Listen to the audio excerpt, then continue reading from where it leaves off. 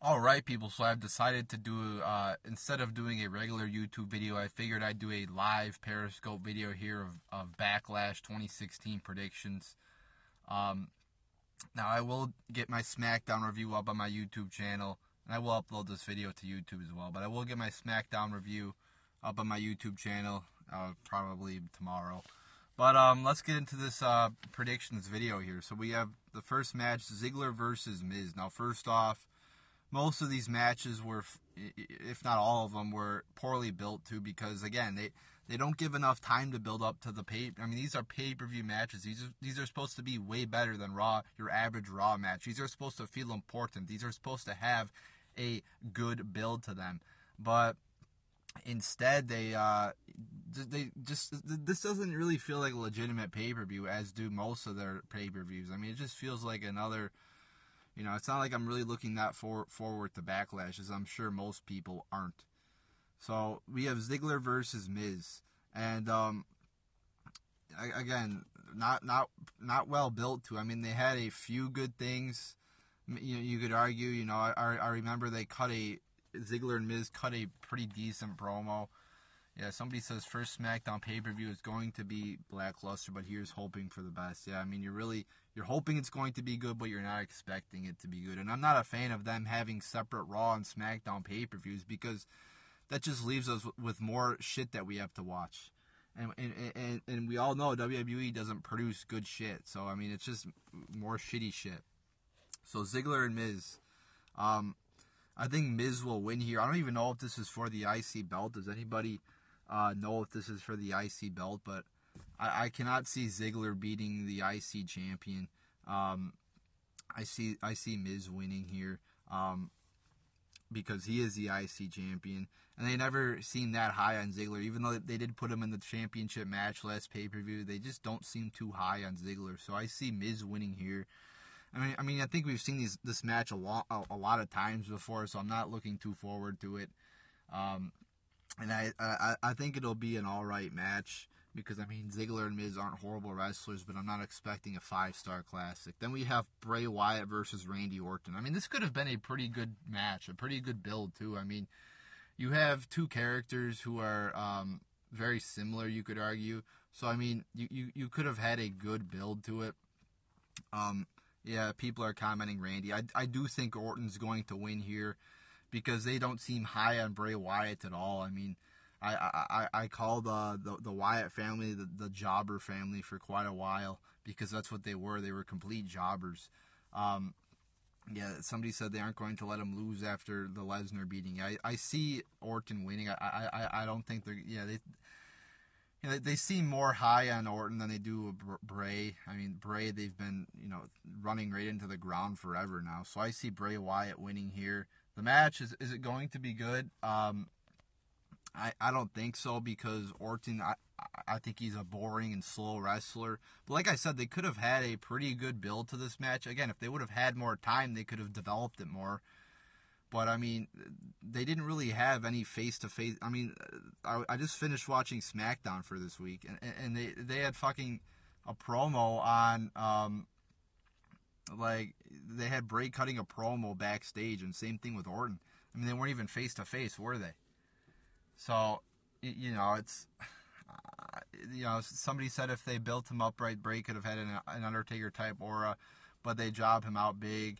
What do I think about Alberto release? So I did I did make a YouTube video about that on my YouTube channel, The Ruthless Ranto, so you could check that out. But I don't know if he would be Undertaker-like, because the Undertaker is an absolute legend. But I do think he could be much, much, much better if they would have built him up right, not have him be a complete jobber. I mean, so I don't really see this match being too good here. I mean, Bray Wyatt has shown he has some talent in the ring, but I mean, he hasn't really shown it too much as of late. So I see this match being not too good, with Orton winning. Then we have the Usos versus the Hype Bros. I mean, how the fuck does that Mojo retard get onto a pay-per-view? I actually have to pay to watch this motherfucker who goes out there and acts like a 5-year-old every week. I mean, it's a disgrace. I mean, it's a disgrace that this guy who is a terrible wrestler. He's a terrible entertainer. He has no talent. I gotta watch him. So, and you have the Usos turning heel, which I thought it's a good move.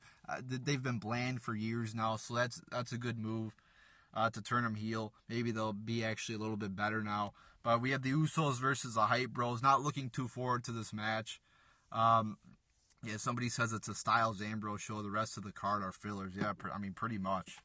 So, I think the Usos are going to go over here. They just turned heel. The Hype Brothers are pretty fucking... They're like jobbers, pretty much. So I see the Usos going over since they just turned heel. I don't think the match is going to be too good because, I mean, the Usos aren't the greatest wrestlers.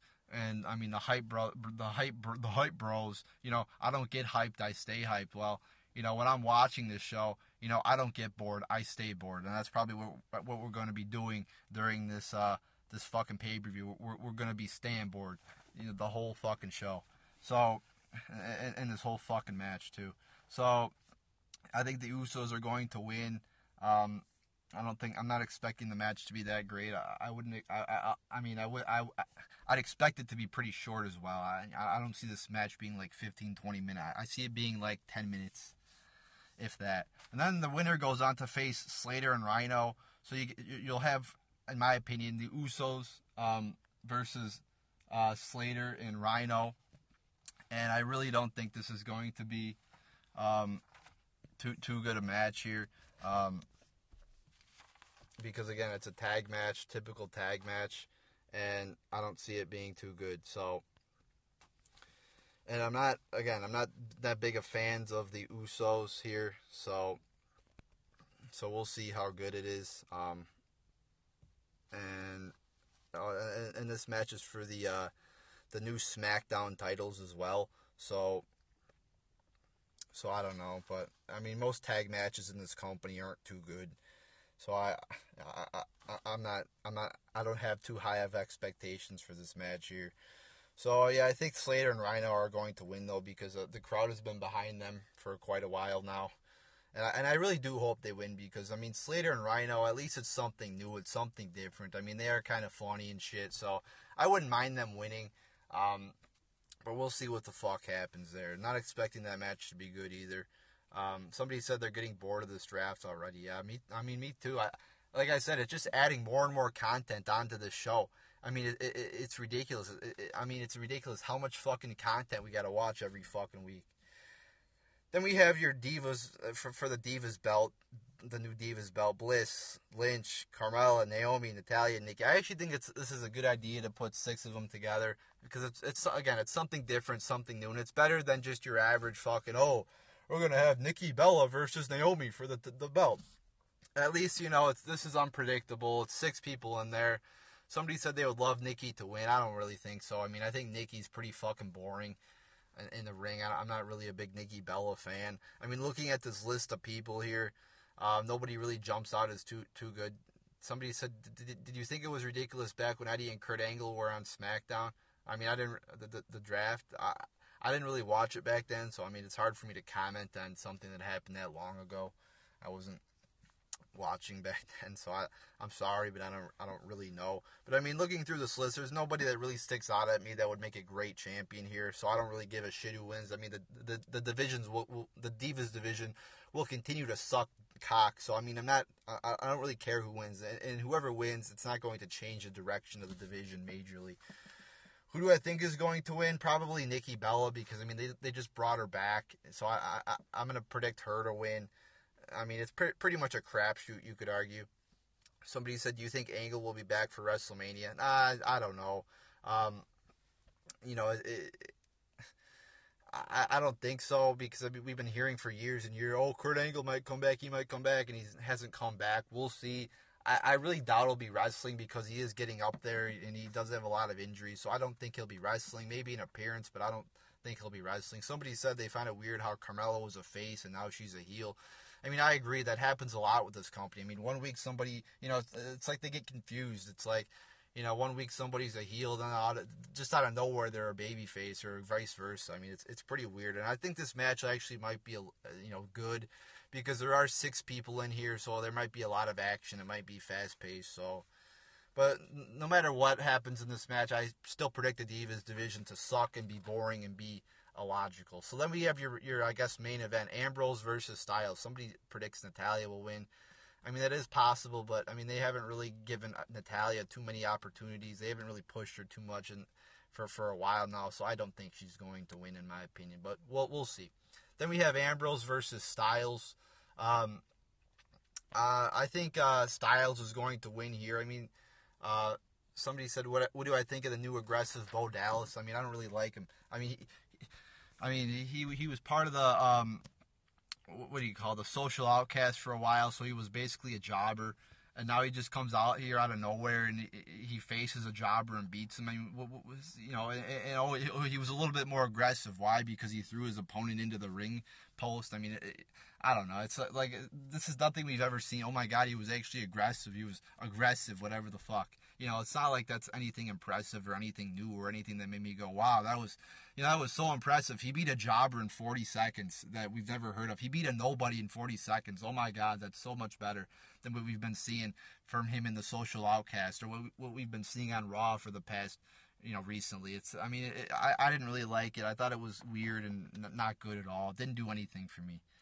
So I think Styles is going to win here because, I mean, Ambrose has held the belt now for a few months. They just had Styles beat Cena, so I think they have plans for him.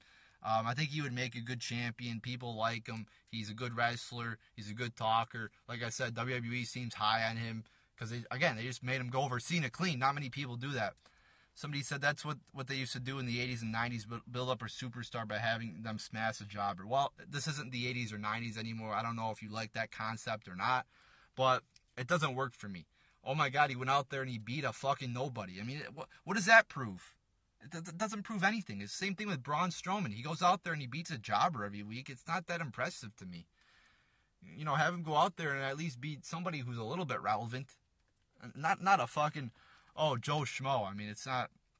yeah, I mean, wrestling has changed from the 80s. I mean, holy shit. It's night and day from the 80s.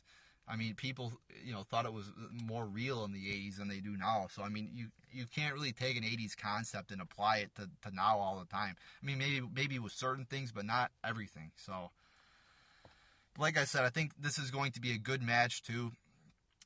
Somebody thinks Ambrose is going to win. I think somebody else commented that too. We'll see, but I really think they're going to give it to Styles. But we'll see. I think this is going to be a good match too because it is a title match. It is the main event, so I figure they're going to make it somewhat good. Styles is a good wrestler. I don't think Ambrose is that great in the ring, but I think they'll combine to put on a good match here. So there you go. I mean, that's pretty much the predictions. If anybody has any more comments or questions that they want to get out there, let me know. But that's pretty much it. I just watched another side note here, I guess, to wrap up the video. I watched SmackDown too, and holy shit, they didn't do jack shit to build to this fucking show, this fucking pay-per-view on the Go Home show. So that the Go Home show was a total waste of an opportunity to build to this. And like I said, they can't fucking do it every week where they're only building.